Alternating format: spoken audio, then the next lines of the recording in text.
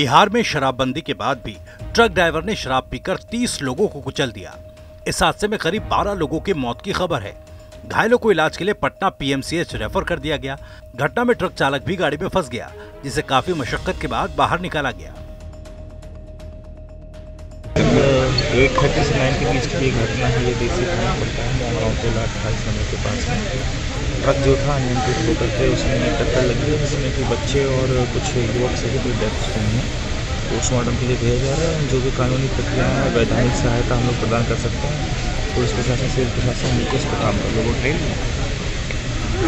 क्या कुछ सर यहाँ पे मतलब लोगों का डिमांड था, उसकी क्या कुछ लोगों की बात ऐसी नहीं, लोगों ने अपनी जो बातें की हम तक पहुँचे हैं और जो वैधानिक रूप से हम लोग मदद कर सकते हैं और जो भी प्रावधान है सरकारी प्रावधान है मुआवजा संबंधित है एवं अन्य सब चीज़ें तो उस पर काम चल रहा है। आगे की सर इसमें बताया जाता है कि इसे स्टेट हाईवे पे अक्सर एक्सीडेंट होता है। देखिए जो नियम है स्टेट हाईवे के एसएस के एनएच के उसके अंतर्गत रहते हुए जो भी हम लोग दुर्घटना प्रोन एरियाज के बारे में हम लोग कार्य कर सकते हैं सड़क सुरक्षा नियमों के अंतर्गत उसमें हम लोग काम करते हैं। ट्रक चालक को भी भेजा जा रहा है। जी हाँ, जो जानकारी मिली है कि अचेत अवस्था में है, मूर्छित अवस्था में चोट लगी है, उसमें भी वैधानिक कार्रवाई की जाएगी। ट्रक ड्राइवर के शराब के नशे में होने की बात आ रही है। I would be able to say that after medical examination. Vaishali सड़क हादसे में अपनों को खोने वाले परिवारों के प्रति पीएम मोदी और सीएम नीतीश कुमार ने शोक संवेदना व्यक्त की। पीएम मोदी ने हादसे में जान गंवाने वालों के परिजनों के लिए 2-2 लाख रुपए और घायलों के लिए 50,000 रुपए की मदद का ऐलान किया। वहीं सीएम नीतीश कुमार ने भी मदद राशि का ऐलान किया। बिहार में सरकार बदलते ही सरकारी बंगले को लेकर सियासत गरमाने लगी है। सरकार ने पूर्व उप मुख्यमंत्री तारकिशोर प्रसाद, रेणु देवी और एनडीए सरकार में विधानसभा अध्यक्ष रहे विजय कुमार सिन्हा को नोटिस जारी किया। इतना ही नहीं, तय समय पर बंगला खाली न करने पर भी भारी जुर्माना लगाया।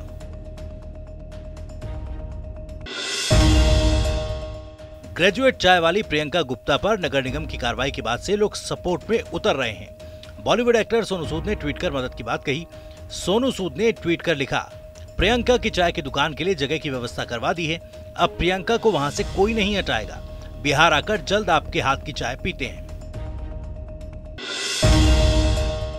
पीके ने सीएम नीतीश कुमार पर चुटकी लेते हुए कहा कि सीएम नीतीश कुमार भी पेंडुलम की तरह बीजेपी आरजेडी के बीच झूलते रहते हैं। जनता वोट देती है तो वो कभी इधर जाते हैं तो कभी उधर चले जाते हैं, कभी बीजेपी की तरफ हो जाते हैं तो कभी आरजेडी से मिल जाते हैं।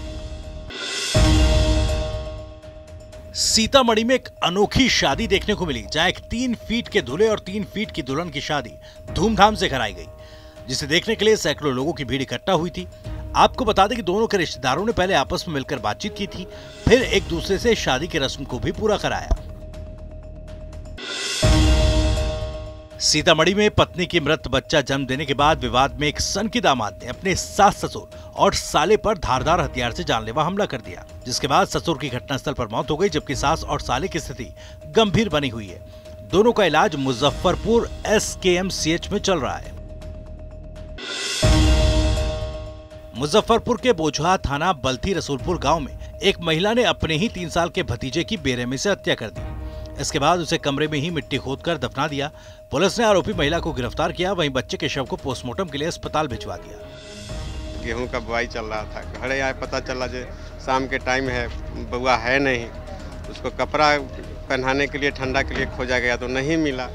इसके बाद हम लोग इधर उधर जंगल झाड़ जहाँ तहाँ सब तरफ देखे जो कहीं भटक गया होगा, कहीं सो गया होगा, कुछ भी हो सकता है।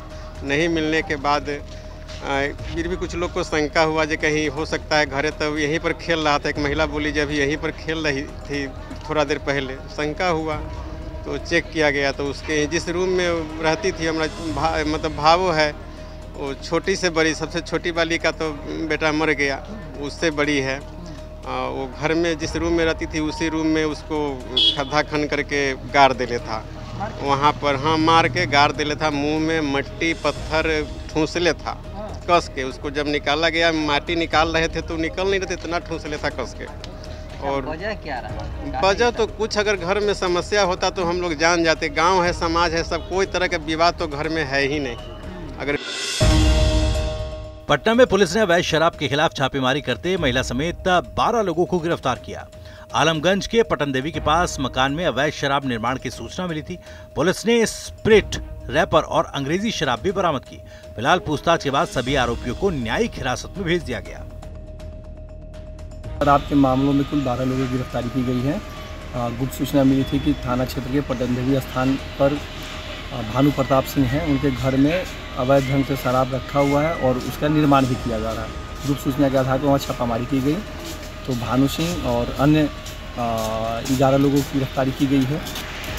इसमें महिला भी शामिल है? हाँ, एक महिला शामिल है। और कुछ सामान बरामद क्या कुछ बरामद हुआ है? वहाँ से 8 कार्टून शराब बरामद है और कुछ रैपर बरामद है और स्प्रिट बरामद है। तो क्या लोग शराब का निर्माण करते थे क्या? हाँ, देखने से तो अभी लग रहा है कि शराब का निर्माण वो स्प्रिट से करते थे। स्प्रिट से जी। कितना लीटर बरामद हुआ है टोटल? स्प्रिट टोटल 30 लीटर के आसपास बरामद है। और इसके अलावा भी खड़ा कुआं से एक व्यक्ति को 27 टेट्रा पैक के साथ, संजय नाम है उनका, उनको भी गिरफ्तार किया गया है।